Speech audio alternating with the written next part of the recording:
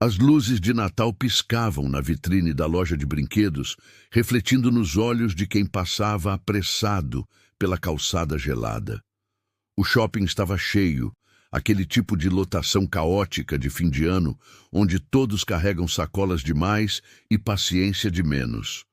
O cheiro de canela e chocolate quente vinha de algum lugar distante, misturado ao som abafado de músicas natalinas tocando em loop. Augusto Valente parou em frente à vitrine sem saber exatamente por quê. Ele segurava a mão da filha, Sofia, de 6 anos, que olhava encantada para uma casa de bonecas iluminada, mas não era a vitrine que prendia a atenção dele. Era a menina. Ela estava sentada no chão frio, encostada na parede lateral da loja, invisível para a maioria das pessoas que passavam. Tinha uns 7, talvez 8 anos. O casaco era fino demais para o frio de dezembro. As mãos pequenas seguravam os joelhos dobrados contra o peito. Ela não chorava, apenas olhava. Augusto conhecia aquele olhar. Era o olhar de quem está acostumado a não ser visto. Sofia puxou a mão do pai, querendo entrar na loja, mas ele pediu que esperasse um momento. Ela obedeceu, quieta como sempre. Augusto se aproximou devagar. Agachou-se a alguns passos de distância da menina. Não queria assustá-la. "Está tudo bem?" perguntou com a voz baixa.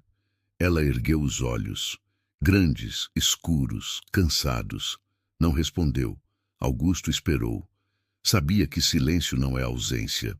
Às vezes, silêncio é a única proteção que sobra. "Você está esperando alguém?" Tentou de novo. A menina balançou a cabeça devagar, negando. Então, quase num sussurro, ela disse: "Minha mãe está trabalhando. Ela disse para eu esperar aqui." Augusto assentiu. Olhou ao redor. Ninguém prestava atenção. O movimento engolia tudo. "Há quanto tempo você está aqui?" Ela deu de ombros. "Não sei." Sofia se aproximou, curiosa, mas respeitosa.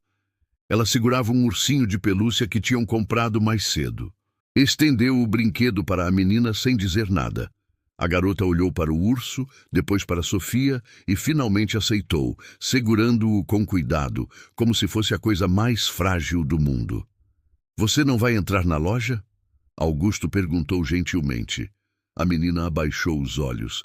"Não adianta entrar. Papai Noel esqueceu de mim." A frase caiu como um peso. Augusto ficou imóvel, a respiração presa por um segundo. Não era só a frase, era o jeito que ela disse. Não havia revolta, não havia raiva, só aceitação. Como se já soubesse, há muito tempo, que o mundo tinha um jeito de esquecer de algumas crianças. Ele não respondeu. Não tinha resposta. Olhou para ela. Realmente olhou e sentiu algo antigo se mover dentro do peito. Uma lembrança. Uma dor que ele tinha aprendido a enterrar embaixo de reuniões, contratos, compromissos. Ele também tinha sido esquecido uma vez. Não por Papai Noel, mas pelo pai. Pela mãe que trabalhava tanto que só chegava em casa quando ele já dormia. Pelo Natal, em que ganhou um caderno usado de presente porque era o que tinham. Pelo sentimento de que, não importava o quanto crescesse, sempre faltaria algo. Sofia puxou a manga do casaco do pai. "Pai, ela está com frio." Augusto piscou, voltando ao presente. Tirou o próprio cachecol e o estendeu para a menina. Ela hesitou, mas aceitou, enrolando-se nele com um suspiro discreto de alívio. "Como você se chama?" perguntou Augusto. "Laura. Laura." Ele repetiu o nome devagar, como se quisesse gravar. "Por que você acha que o Papai Noel esqueceu de você?" Ela olhou para o chão. "Porque ele só lembra das crianças que têm casa bonita, que têm comida todo dia, que têm pai e mãe em casa no Natal." A voz dela era tão baixa que mal se ouvia por cima do barulho ao redor. Mas Augusto ouviu cada palavra, cada vírgula, cada pausa. Ele não lembra de quem mora no quarto alugado, de quem come só quando tem, de quem fica sozinho. Sofia se aproximou mais do pai, encostando nele. Augusto a puxou para perto, sentindo o aperto no peito aumentar. "Sua mãe está trabalhando onde?" perguntou ele. "Na limpeza, lá em cima." Laura apontou vagamente para algum lugar nos andares superiores do shopping. Ela disse que quando terminar, a gente vai para casa, mas nunca termina cedo. Augusto entendeu. A mãe trabalhava até tarde, provavelmente em condições difíceis, recebendo pouco, tentando garantir o mínimo. Laura ficava ali, esperando, invisível, esquecida. "Você comeu hoje?" perguntou ele, já sabendo a resposta. Laura demorou para responder. "De manhã, um pão." Augusto se levantou, estendeu a mão. "Vem comigo."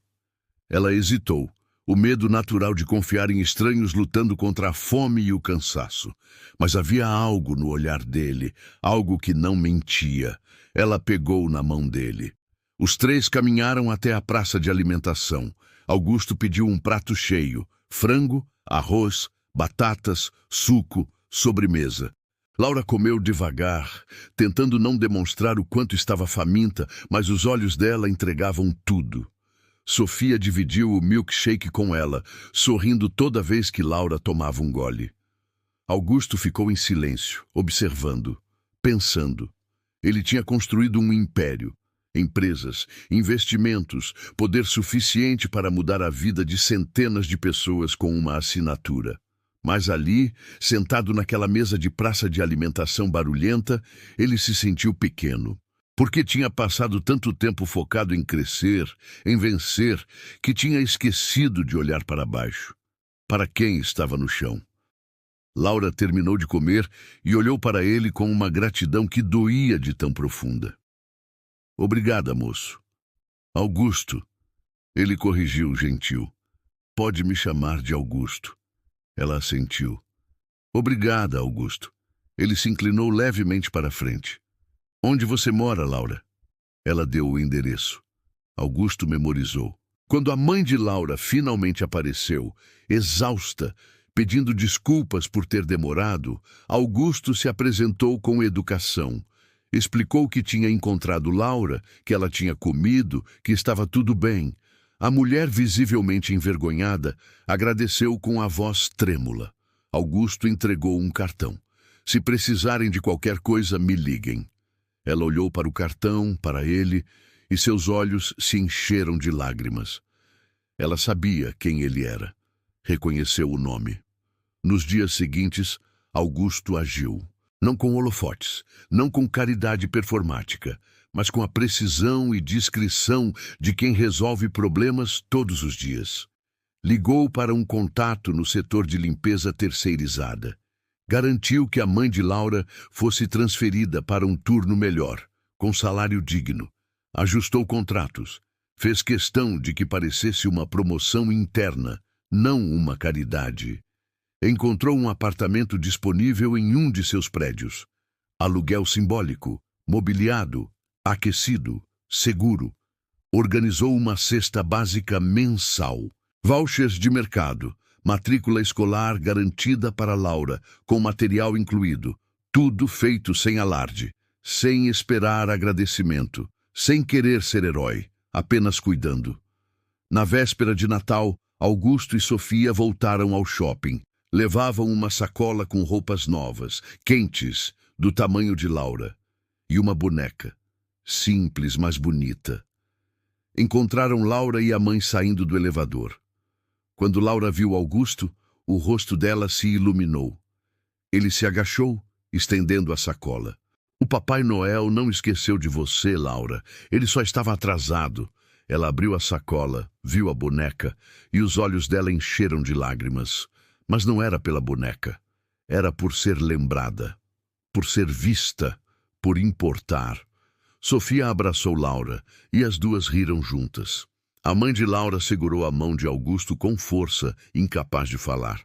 Ele apenas assentiu. Entendia. Quando voltaram para o carro, Sofia perguntou: "Pai, a gente vai ver a Laura de novo?" Augusto olhou pela janela, vendo as luzes de Natal refletindo na cidade fria e cheia de gente. Sempre, Sofia.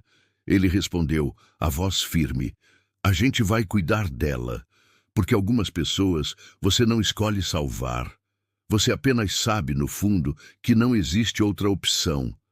Ele não era o pai dela, mas seria a proteção que ela nunca teve. E isso, naquele Natal frio e cheio de luzes, era mais do que suficiente.